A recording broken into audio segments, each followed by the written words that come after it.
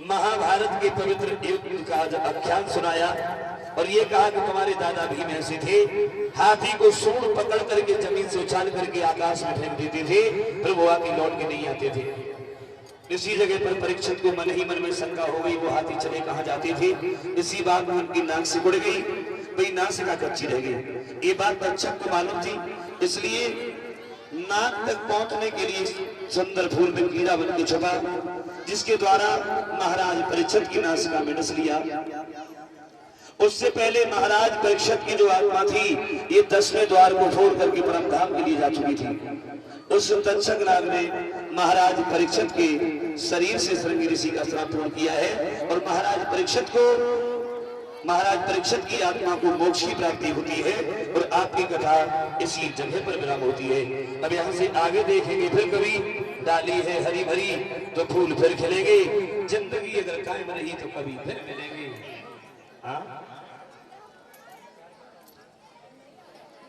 और ध्यान दें, जो भी कमेटी के सदस्य हैं, कार्यकर्ता लोग हैं, वो अपनी दावत का प्रबंध करें और ये 50 रुपए अजय और 50 रुपए मोहित।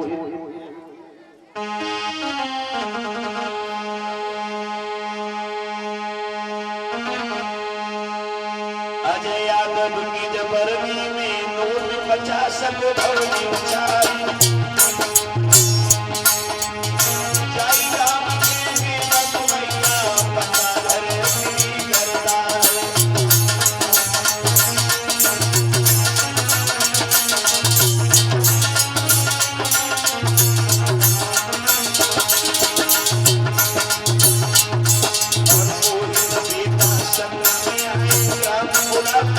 सरवा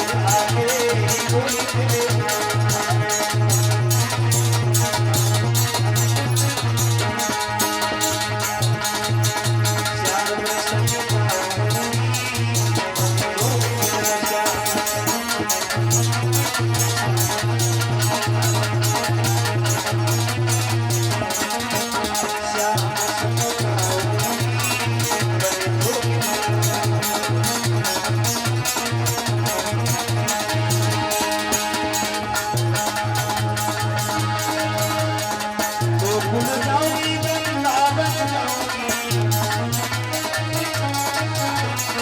गोकुल जाऊंगी वृंदावन जाऊंगी,